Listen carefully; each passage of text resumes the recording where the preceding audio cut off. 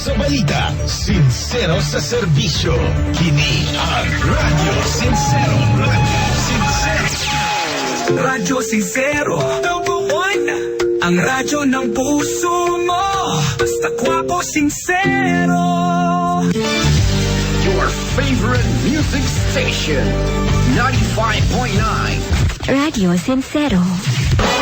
This program is brought to you by Herbsmed Pharma Corporation. Nasayod ka ba? Adunay kapin sa 5 kamilyon ka mga nagkalenlaing mga kahoy ug mga tanom sa tibuok kalibutan.